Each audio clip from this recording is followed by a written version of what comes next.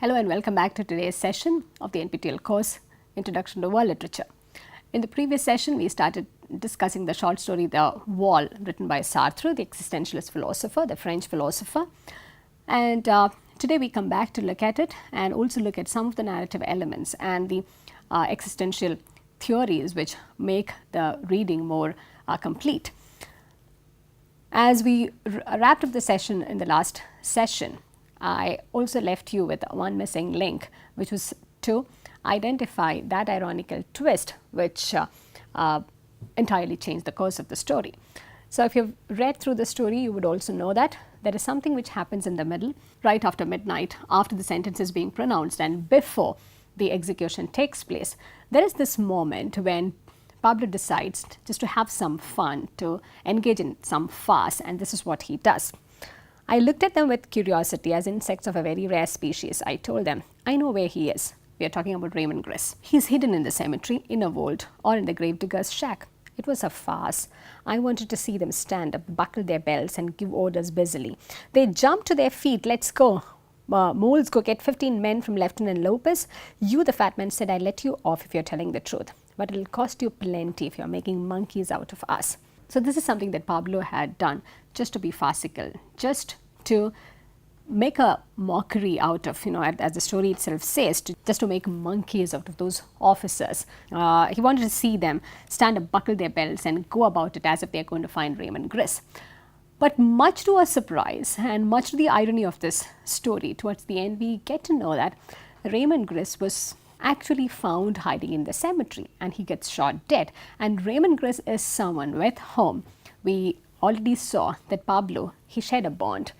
Ramon Gris was hiding and living with him for a while, and he also say that had it been Ramon Gris, instead of Tom and Juan with him, he would have felt more moved. And this is how it ends.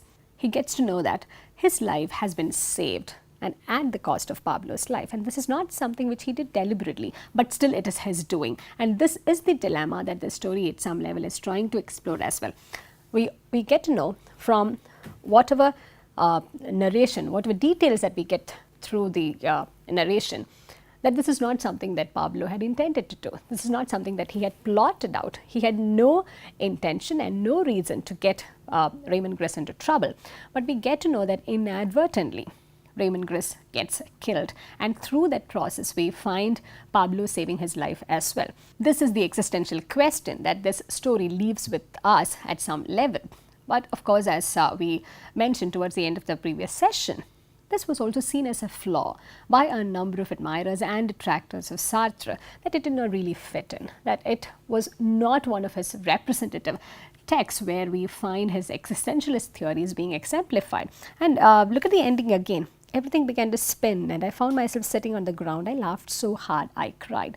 There's a neatness to this plot, but there is also a certain kind of uncertainty over here, because one is not too sure what exactly Pablo is going through right now, whether he's really feeling happy or will he feel miserable for the rest of his life because this was his own doing, and will he be able to live with it and deal with it and engage with this dilemma and negotiate with it for the rest of his life. So I leave you with that question, but what I'm more interested in first pursuing is to take a look at the narrative structure of this work.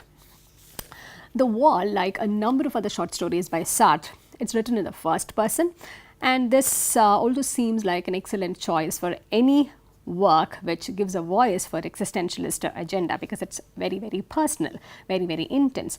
I also want you to think about Barthes, Roland Barthes at this point, and in this work, Writing Degree 0, where he talks about narrative techniques, he also argues that the first person, when one is using first person, there are two defining characteristics for it. One, the I is usually a spectator. Second, it's not like the third person, it's not transparent. Unlike the third person, the I also connotes opacity, and particularly there is a certain contingency involved in it as well. And for the existentialist speaker, when we talk about this story, both of this suits it very well.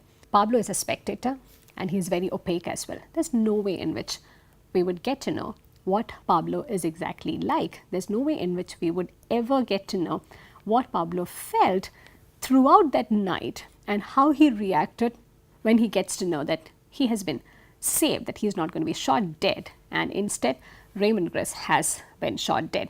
And there is no way in which we would also get to know whether Pablo is telling us the truth, because it is first person. It looks very, very real. There is an eyewitness kind of quality to it, but it's also very, very opaque. There's no way in which you can get inside, because unlike the third person, the first person narrator would always stop the reader from getting inside. In the third person narrative, we still have a possibility of going inside and seeing and trying to analyze in different ways. But the first person narrative is very, very limited in that sense as far as an engagement with the reader, with the text is concerned. And the other thing that the first person narrative does is it clearly communicates with the reader in a very direct way and tells us with which character that the reader is expected to identify the most. Think about any of those works written in the first person narrative.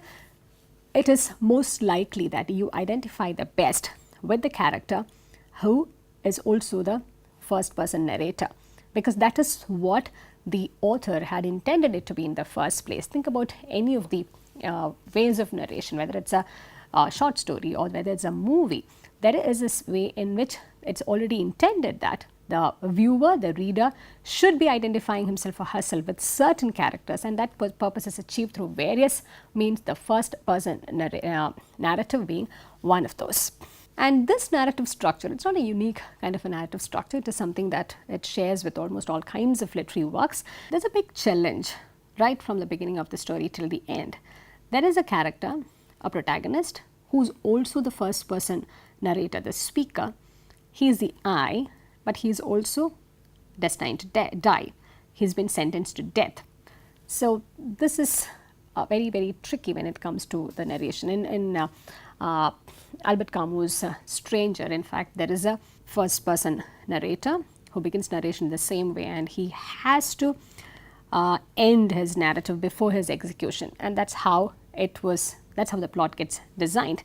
But here, in this first person narrative, Pablo Ibieta gets to complete his story, and we don't know where he is now, from what context he is narrating this, and we are not being made privy to any other things, because Pablo Ibieta, being this narrator who is completely in control of what he chooses to narrate and what he chooses to reveal, he also chooses to use this autonomy in letting the reader know that he will only narrate this bit from that night where his life in the prison begins, until that moment where he gets to know that he's not going to be executed then.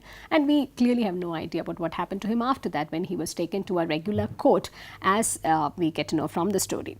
In Alexandra Argyros' essay, The Sense of an Ending, which is a reading of Sartre's The Wall, this was published in 1988, he makes this very interesting observation about this short story. Wall is a microcosmic version of the impossible reconciliation between a theory of experience which posits an essentially open future with a form of expression which is finite. In fact, much of Sartre's work can be seen to grapple with this issue. So much as many have quarrels with this ending, it's also important to note that Sartre is willing to engage with this dilemma. It's of course a story which is written during the early phase of his career, and even before his existential theories had come into full fruition, even before they began to be translated and widely used across the world. And this is one of his earliest works, and it could be argued very well that it's also one of those short stories which exposes the kind of inquiries that Sartre or any others having similar questions had at the outset, and this can be used as one of those avenues which open up the narrative world and also the philosophical world for further inquiries and going deeper and going into more analytical ways, bringing in these two elements, the ideas of existentialism and also the ideas of narrative theory. I would like to wrap up after having offered one of the other alternative ways in which this conclusion has been read. And many critics are also of the opinion that they are in a position to offer an interpretation of the story's conclusion, not necessarily seeing it as a flaw, not necessarily comparing it with the existential theories and philosophies that Sartre wrote about and believed in. And we need to recall that the central dilemma that the narrator protagonist is facing in The Wall is the fact that he is condemned to death, but he cannot be executed. And we are not too sure whether this is entirely his doing or not. And the reader is, in that sense, is also deprived of an authentic identification with Pablo. Because even though Pablo believes that he will be shot in the morning, following the night during which most of the plot of The Wall transpires, the reader also understands that insofar as he sees the world through Pablo's eyes, there is an unreachable disparity between what Pablo knows and what Pablo thinks he knows. I repeat, there is an unreachable disparity between what he knows, what the reader knows, and what Pablo thinks the reader knows. And this disparity is also the central dilemma of this narrator. I'm taking this away from the many existential questions and the disputes and the theoretical dilemmas. This is also about a reader-centric experience, and also responding to some of the important critiques against precisely this ending, that the ending of The Wall is very theatrical, very bourgeois, very cheap. And what if, however, the ending's very artificiality, the very fictiveness, were its strength and perhaps its central point? And this is something that I want you to pay attention to, that I want you to take your attention to as when you're reading this story and when you're engaging with this ending. Was this artificiality, was this neatness that Sartre deliberately wanted to bring in? Sartre was clearly aware of what he was doing, and as pointed out by many, he was not always in agreement with this literature written for consumption, and he was not always with those neat, presentable plots which always made sense, the roundness of the plots. And here he chooses to engage with it, perhaps to make one point. Maybe as a narrator, as a writer of fiction, Sartre also chooses to submit himself to the laws of fiction, if there's any way in which we can name it thus. And that's a deliberate thing, what Sartre does. And just like the character Pablo, who does this for farce, who is telling the officers, go look for Ramon Gris in the cemetery, you may find him in the gravedigger's shack. In that same way, this is again perhaps a farce that Sartre is playing with his own readers, trying to tell us, look at the neatness of it and look at how significant this is in perhaps taking you to many different things. Maybe he is also challenging the reader, teasing the reader to go look for something which he thinks is not there. But just like it happens between Pablo and the officers, the readers also end up seeing more than perhaps the author figure intended them to in the first place. So while looking at this, I also encourage you to see this as a short story with a I also encourage you to look at this as a short story not with a weak ending, but with a powerful ending salvaging an impossible story. And this is very impossible. The neatness of this is very artificial, it's very cheap, and it is also something that makes you feel good in a very strange way. But this is the artificiality perhaps that Sartre also wants us to deal with. And the consequence of such an interpretation of The Wall, they're of two kinds. At one level, and certainly it's not an insignificant one, it is now possible to salvage The Wall from its critical dustbin. And instead of seeing this as one of the least characteristic of Sartre's works, we can perhaps situate this in a different way. And you can look at it as an experiment where he's also engaging with the notion of fictive closure. And he's trying to close this story in a very deliberate way. And that can be seen as an experiment, and how that radically differs from the other characteristic works of Sartre. And at a broader level, when we think about that second implication, the consequences of the second interpretation, it's that The Wall can be seen as a very genuine attempt to figure the general dilemma generated by any attempt to incarnate existentialist theory in fiction. We don't even know whether Sartre is trying to draw our attention to that impossibility, the dilemma which is there when one tries to bridge the gap between existential theories and narrative techniques, between fiction and existentialism. So I would go with those readings which argue that instead of seeing the ending as a flaw, instead of seeing that as very bourgeois and very cheap and very theatrical, I would also go with those readings which think that that is its strength. For someone like Sartre to be able to write something like this, to be able to bring in a deliberate neatness, a deliberate closure in this fiction, and this theatricality, its unabashed fictiveness, that perhaps is its greatest strength. As I wrap this up, I leave you with this question from Alexandra Argyros' essay, The Sense of an Ending, Sartre's Wall, published in 1988.